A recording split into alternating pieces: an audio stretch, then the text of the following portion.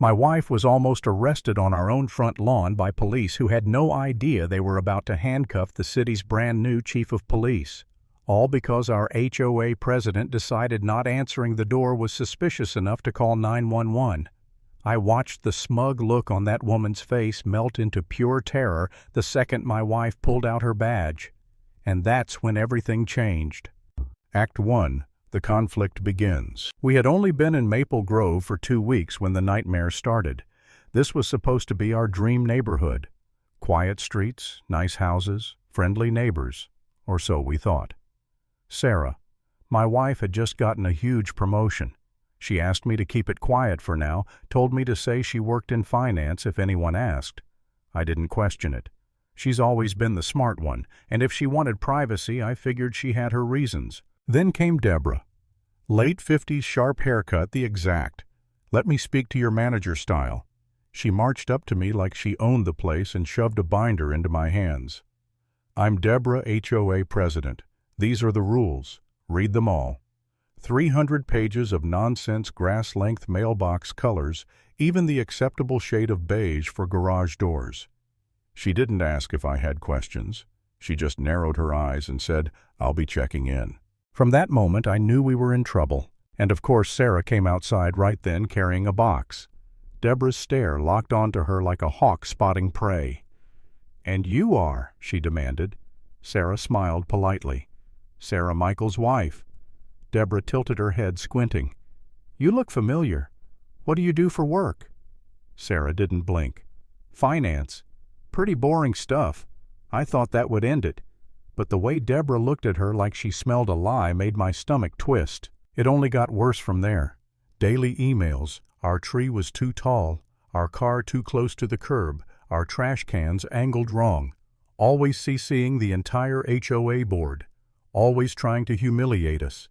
She'd slow walk past our house 3 times a day, notebook in hand, inspecting like a drill sergeant.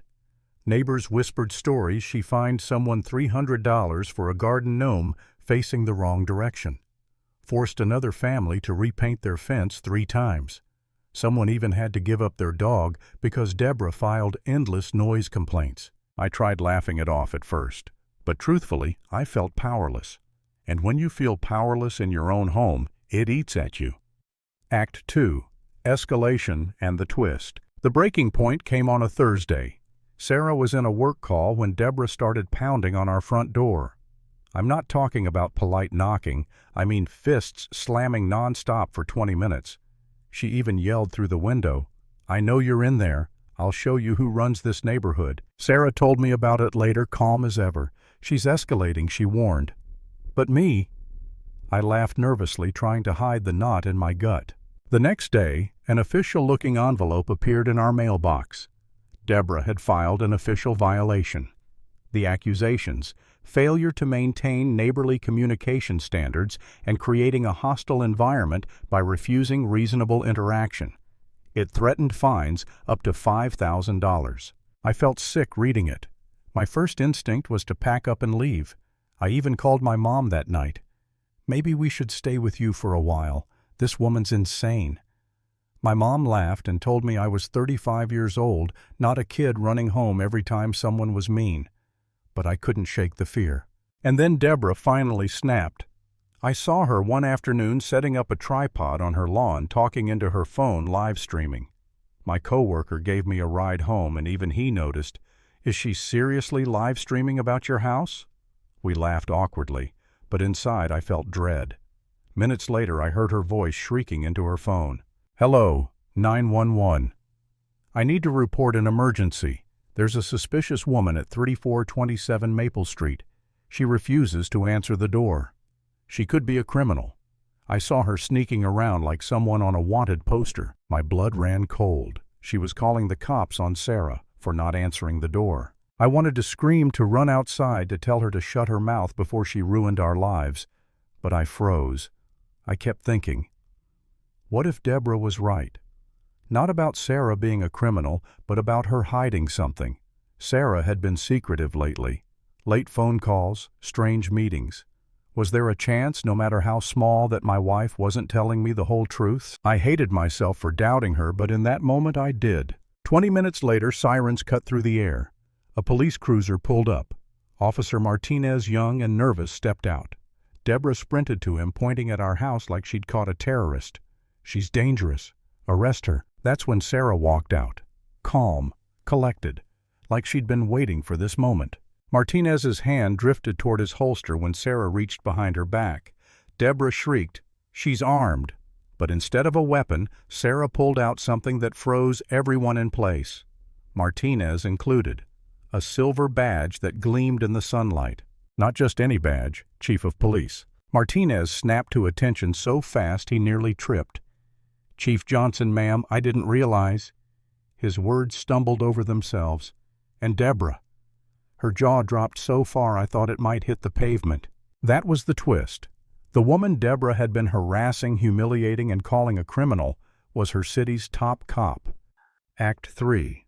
The climax. But if you think that shut Deborah down, you don't know how far a desperate Karen will go. A week later, we got an email, "Emergency HOA meeting attendance mandatory." The subject line dripped with self-importance. I knew Deborah wasn't done. That night, the community center was packed. Deborah stood at the podium in a bright red blazer projection screen behind her. She clicked through slides, grainy photos, old news headlines, accusations about Sarah's past. 5 years ago, Chief Johnson injured a father of 3 during an arrest. The thin blue line covered it up. The crowd murmured uneasy. Hands started rising when she motioned for a vote to demand Sarah's resignation. My stomach sank. Neighbors who'd clapped for Sarah days ago were now turning against her. And for the first time I wondered, maybe we should resign. Maybe it wasn't worth the fight. But Sarah just sat there, calm lips moving like she was counting down. When Deborah finished her big speech, Sarah stood. Slowly, deliberately. She pulled out a folded document. "Miss Cunningham," she said, voice sharp enough to cut glass, "you forgot to mention what that father of 3 was actually doing when I arrested him." She unfolded the paper. His name was Thomas Mitchell. He was convicted of running a meth lab with his 3 children inside. The injuries came from the explosion he caused while destroying evidence. I pulled those kids out alive. And this, she held up the letter, is from the Governor and Attorney General commending my actions. The room flipped in an instant. Murmurs turned to gasps, then applause. Deborah's face drained of color. Sarah wasn't finished. "You've publicly slandered a law enforcement officer. You've weaponized your HOA position." And every word of tonight's meeting, she gestured to the dozens of phones recording, has been documented. Silence. Then chaos. Neighbors shouted over each other. Board members squirmed. And Deborah. She stood frozen at the podium, mouth opening and closing like a fish, but no sound coming out. Her reign ended that night. An emergency vote removed her as HOA president. Officer Martinez documented her false 911 call as evidence. And Deborah, once the Queen of Maple Grove, left in disgrace. Ending note. That's where it ended for me, watching the most powerful bully in our neighborhood collapse under the weight of her own lies. And if there's one thing I learned, it's this: give someone like that enough rope, and they'll hang themselves every time.